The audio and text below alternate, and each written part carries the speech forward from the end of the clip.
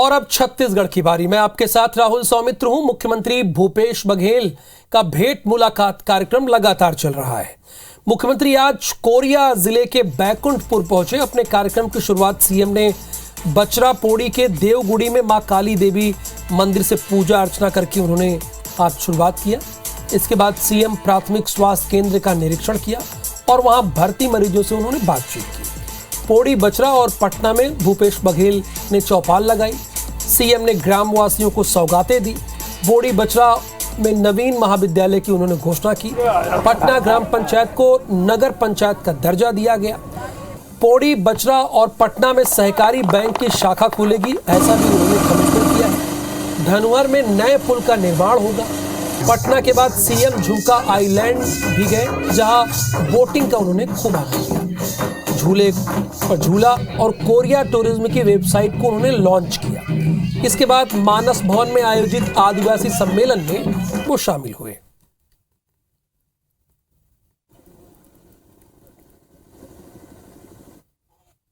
हैदराबाद में आयोजित भारतीय जनता पार्टी की राष्ट्रीय कार्यसमिति की 2 दिवसीय बैठक रविवार को खत्म हो गई है। समापन के अवसर पर प्रधानमंत्री मोदी ने संबोधित करते हुए कहा कि बीजेपी जनता की अपेक्षा में खरी उतरी है। आने वाले दिनों में तेलंगाना में भी बीजेपी का परचम लहराएगा। बैठक में सरकारी योजनाओं के 30 करोड़ लाभार्थियों तक पहुंचने और हर घर तिरंगा समेत कई अभियान चलाने का फैसला लिया गया। राजनीतिक और आर्थिक से जुड़े 2 संकल्प भी लिए गए।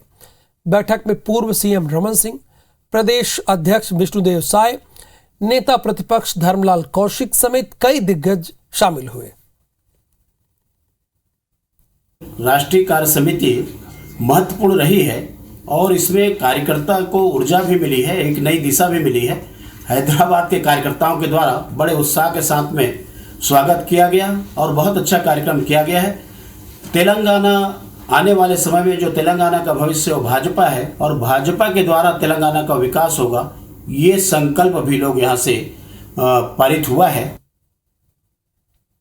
भाजपा के सांसद विधायक इन दिनों अपने पिछले चुनाव के गड्ढे पाटने में लगे हैं।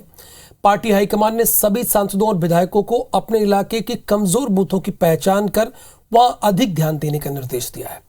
पार्टी हाईकमान ने कहा है कि कमजोर बूथों पर पूरी ताकत आप लोग झोंक दो, पार्टी के कार्यक्रम आयोजित करो और कार्यकर्ताओं की बैठक लो। उन निर्देश के बाद भाजपा के सांसद विधायक कमजोर बूथों की लिस्ट बनाकर पूरा प्रोग्राम हाईकमान को भेज रहे हैं। रायपुर के सांसद सुनील सोनी ने कहा है कि सभी सांसद विधायक और पिछली लोकसभा विधानसभा का चुनाव लड़ने वाले प्रत्याशी अपने इलाके के कमजोर बूथों की लिस्ट हाईकमान को भेज रहे हैं। सभी सांसद और विधायक इन सीटों पर इलाके के पदाधिकारियों और कार्यकर्ताओं के साथ मिलकर प्रोग्राम बनाएंगे और केंद्र सरकार की योजनाओं को जन जन तक पहुंचाएंगे। इस पर मंत्री रविंद्र चौबे ने कहा कि बीजेपी और उसके नेता कितना भी कोशिश कर लें, वो छत्तीसगढ़ की जनता का विश्वास दोबारा हासिल नहीं कर सकते। छत्तीसगढ़ के अंदर में हम हारे हैं तो विधानसभा का चुनाव, लेकिन लोकसभा के अंदर में हमको जीत मिली है। तो विधानसभा चुनाव 2023 में भी हम जीतें तो जो चुनाव को हम लोग हारे हैं, जो उन बूथों के अंदर में हारे हैं, उसकी समीक्षा करके वहाँ पे कैसे अपनी लीड बढ़ाए इसका प्रयास करेंगे। भारतीय जनता पार्टी के कार्यकर्ता हताशा से उभरे नहीं है।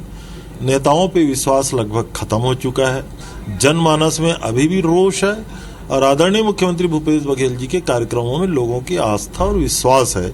इसलिए कार्यक्रम चाहे वो कोई भी करें, मुझे नहीं लगता कि छत्तीसगढ़ में उन लोगों को कोई सफलता हासिल होने वाली है।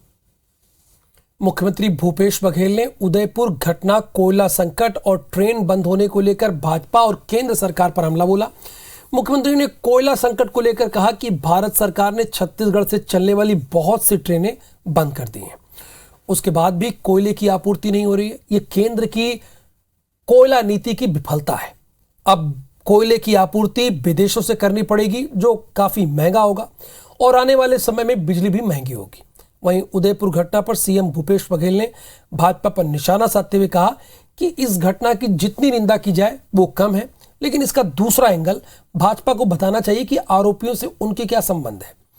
उन्होंने कहा कि सोशल मीडिया में लगातार ये बात आ रही है कि भाजपा के आरोपियों से संबंध है, जो बीजेपी को स्पष्ट करना चाहिए।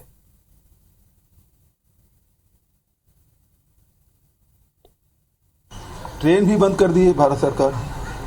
हमारे छत्तीसगढ़ कितनी ट्रेनें बंद हो गई, उसके बाद भी कोयला पूर्ति नहीं कर पा रहे हैं। तो इसका मतलब ये है कि उनकी रणनीति असफल रही है। और कोयले की पूर्ति के लिए अब ये है कि विदेशों से कोयला लाने के लोग कर रहे हैं, जो बहुत महंगा कोयला है, 17-18 हज़ार रुपया प्रति टन के हिसाब से लाएंगे तो बिजली फिर महंगा होगा। मैं तो रेल मंत्री से भी बात किया, यहाँ ट्रेनें शुरू करो। और जब सांसद चुने गए हैं और केंद्र का मामला है तो इन लोगों को बात करनी चाहिए, प्रदेश की जनता के हित में उन लोगों को रखना चाहिए। जो उदयपुर की घटना है उसको जिस प्रकार से बर्बर हत्या की गई है, उसे कोई सभ्य समाज कभी उसे स्वीकार नहीं करेगा।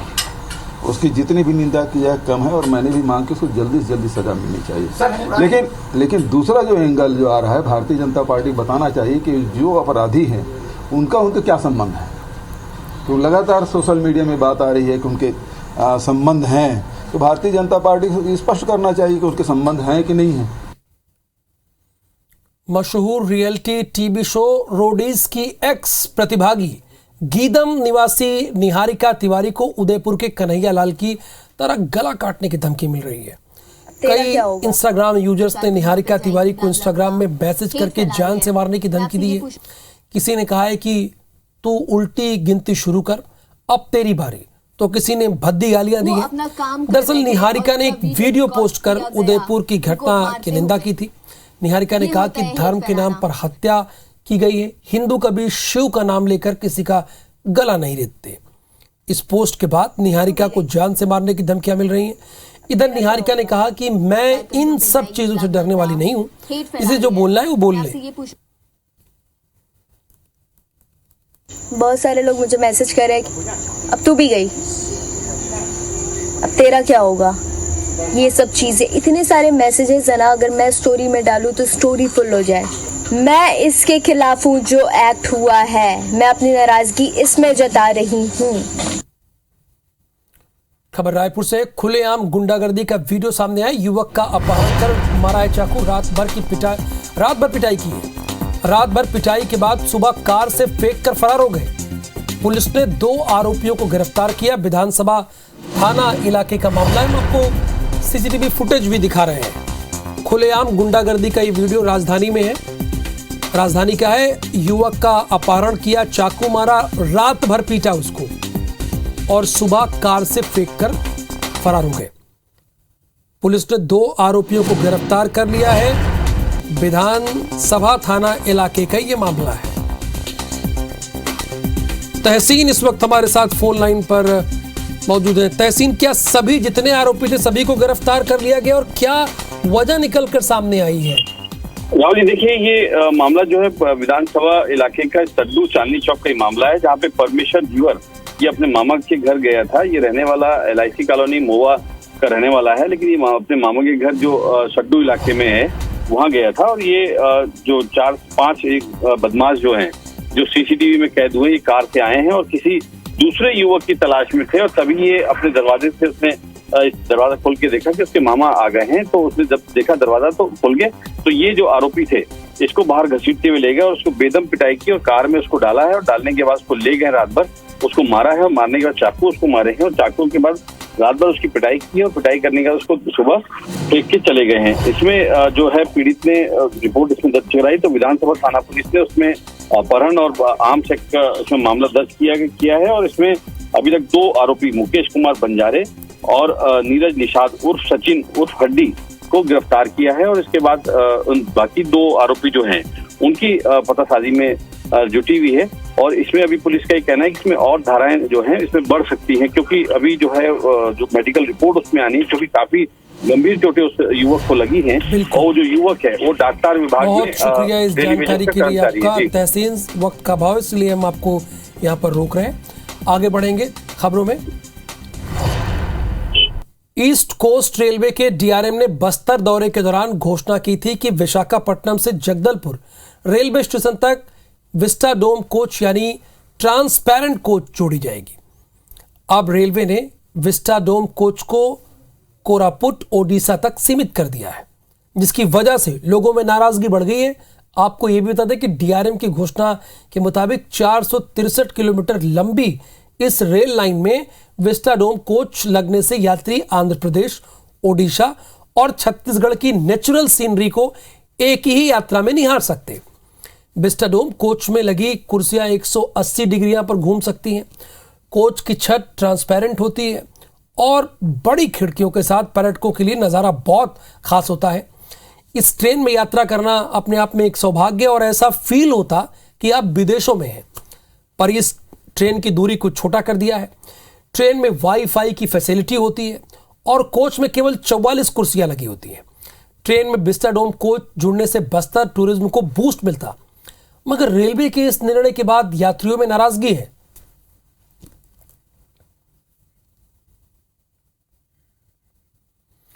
छत्तीसगढ़ी फिल्म एक्ट्रेस ने अपने साथी कलाकार पर दुष्कर्म का आरोप लगाया। पीड़िता की रिपोर्ट के आधार पर पुलिस ने आरोपी कलाकार और उसके साथियों समेत 4 लोगों के खिलाफ अपराध दर्ज कर लिया है। एसपी रोहित झा ने मामले की जानकारी देते हुए बताया कि 30 साल की युवती छत्तीसगढ़ फिल्मों में काम करती है। उसकी पहचान मस्तूरी वेद से हुई है। दोनों छत्तीसगढ़ी फिल्मों में काम करते थे। साल भर पहले वे फिल्मों में काम करने रायपुर चले गए। वहां से एक अन्य युवती और उसका साथी उनके साथ बिलासपुर आए। रात होने पर युवक ने अभिनेत्री और उसकी सहेली को वेद परसदा चलाने के लिए कहा, जहां युवक ने युवती और उसकी सहेली को अपने घर में ठहराया। इसी दौरान देर रात युवक ने पीड़िता से दुष्कर्म की वारदात को अंजाम दिया। बाद में शादी करने की बात कहकर युवक उसे झांसा देता रहा।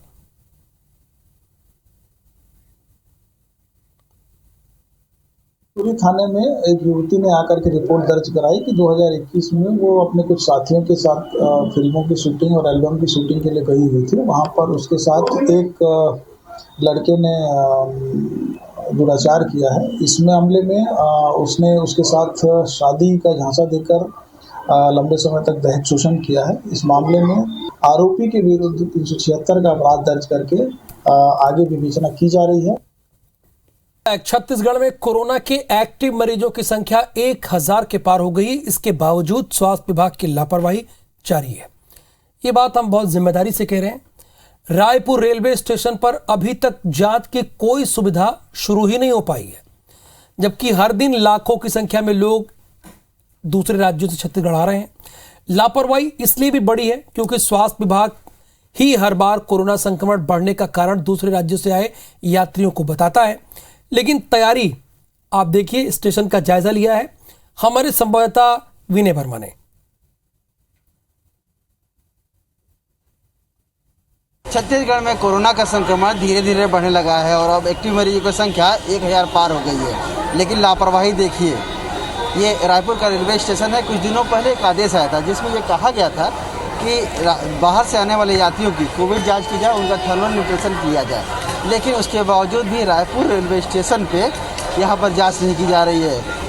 ये इसलिए भी जरूरी है क्योंकि छत्तीसगढ़ में दूसरे राज्यों से आने वाले लोग रायपुर रेलवे स्टेशन पर सबसे ज़्यादा आते हैं और यहीं से आकर के दूसरे ज़िलों में जाते हैं और वहाँ पर कोरोना का संक्रमण बढ़ाते हैं। ये बात हम नहीं कर रहे हैं, ये तमाम जो स्वास्थ्य विभाग के अधिकारी हैं वो ये कहते आए हैं कि जो दूसरे राज्यों से आने वाले लोग हैं उन्हीं के कारण से छत्तीसगढ़ में कोरोना का संक्रमण बढ़ता है। लेकिन स्थिति देखिए, न यहाँ पर मास्क लगाया जा रहा है और न ही यहाँ पर कोविड सेंटर बनाए गए हैं, कोविड जांच की व्यवस्था की गई है। जबकि हर साल इसी जगह पर स्वास्थ्य विभाग का एक बड़ा अमला लगता है और वो कोरोना की जांच करता है, बाहर से आने वाले यात्रियों की पहचान करता है।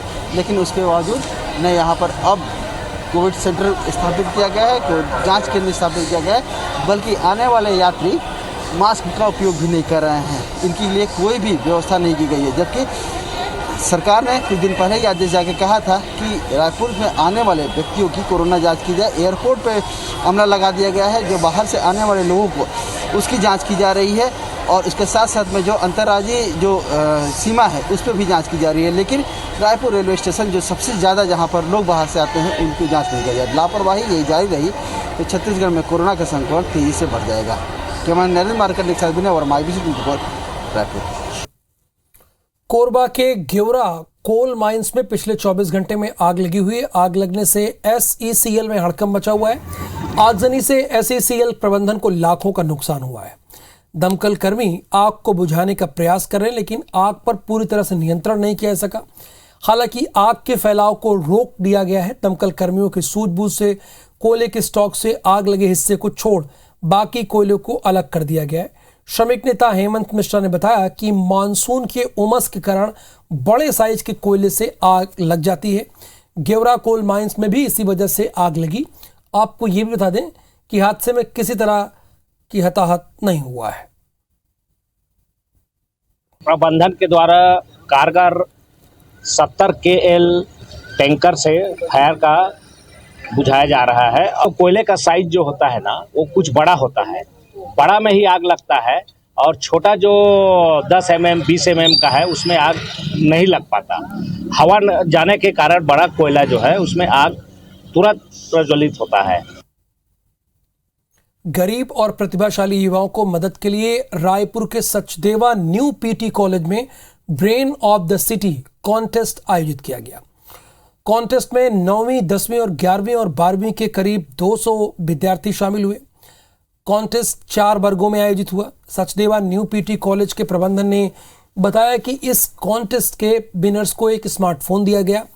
इसके अलावा टॉप 10 को कोचिंग के कोर्सेज में एडमिशन के दौरान 50% की छूट दी जाएगी। कोचिंग के मैनेजमेंट हेड ईशान कुमार ने बताया कि रायपुर के ऐसे सभी प्रतिभाशाली छात्रों को मुफ्त कोचिंग देने की योजना है जो आर्थिक रूप से कमजोर हैं। इसके लिए शहर के सभी स्कूलों में संपर्क किया गया। रायपुर के न्यू राजेंद्र नगर में रविवार को अपर दिव्यांग पब्लिक स्कूल का शुभारंभ हुआ। कार्यक्रम में महिला बाल विकास मंत्री अनिला भेड़िया और कांग्रेस विधायक सत्यनारायण शर्मा समेत जनप्रतिनिधि शामिल हुए। इस स्कूल में अब तक 55 मूक बधिर बच्चों का एडमिशन हो चुका है। उद्घाटन समारोह में कई लोग पहुंचे। जब हमने इस शहर में ऐसे बड़े अभियान की शुरुआत की, उसमें जब आशीर्वाद देने के लिए आदरणीय अनिला भेड़िया जी जैसे लोग आते हैं और एक कदम नहीं 10 कदम आगे बढ़ाकर वो हम सबकी मदद करते हैं, तो ऐसे समय में ये स्कूल आने वाले समय में उन हजारों बच्चों के लिए मील का पत्थर साबित होगी। और इस बुलेटिन में फिलहाल के लिए इतना ही।